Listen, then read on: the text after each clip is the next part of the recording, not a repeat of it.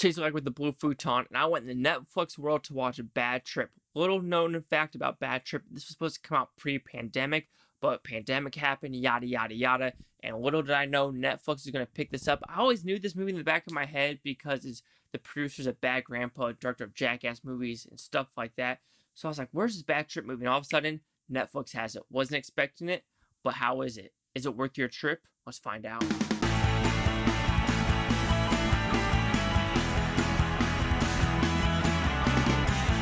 So Bad Trip, what's it about? Well, it's a pretty simple story. Two friends in Florida, they're kind of in a rut. They're like, I don't know what I'm doing with my life, but one of them sees the high school sweetheart and says, you know what, I need to go talk to her. And she says, you know what, I have an art gallery in New York City. Meet me there. And they say, you know what, I got to go to New York City, but they don't have a ride.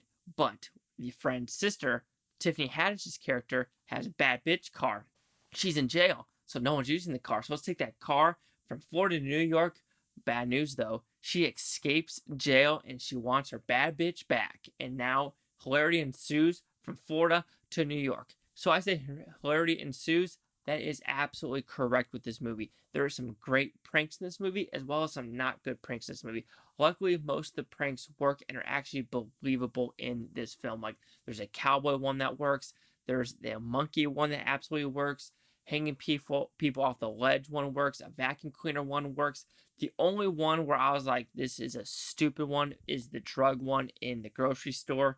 Just because that one was so mixed with like them doing fun stuff in front of the camera and then pranking people as well. I feel like that one did not work as well as the army one.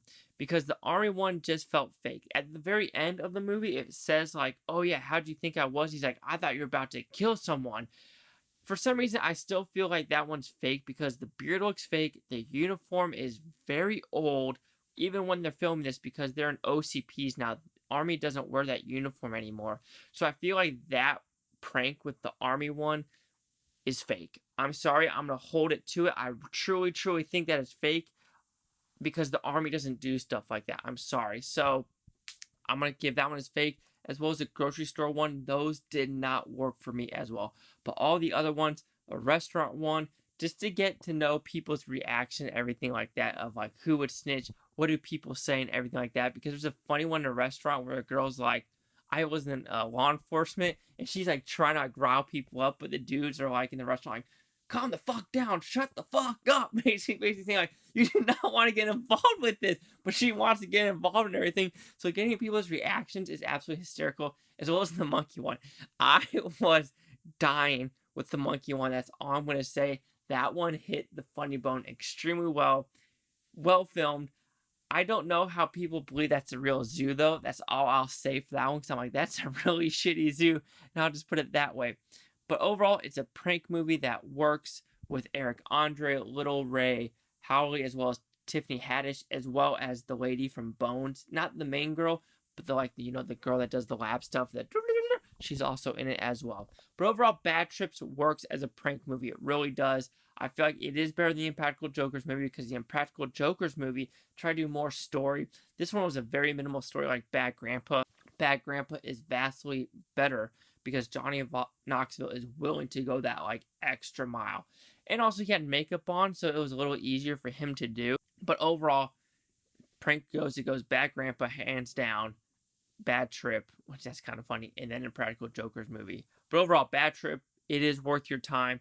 Do not watch it with your parents though, because it is a hard R, extremely hard R, but it works.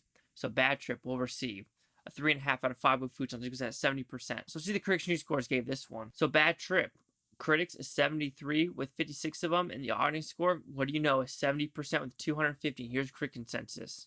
With ingeniously gross hidden camera bits that often find their unsuspecting marks at their best, Bad Trip turns out to be a surprisingly uplifting ride. I mean, I want to call it uplifting. The story is so ho-hum, but just the laughs work. So do you agree with the 73 or the 70s? Chase y'all, get the Blue Futon. Like, comment, subscribe. One of the things Bluetonian-topia, you Bluetonians. Thanks for watching. Have a great day. Peace and love, peace and love. And hey, sometimes you just need a good laugh in your belly. Ha ha ha ha.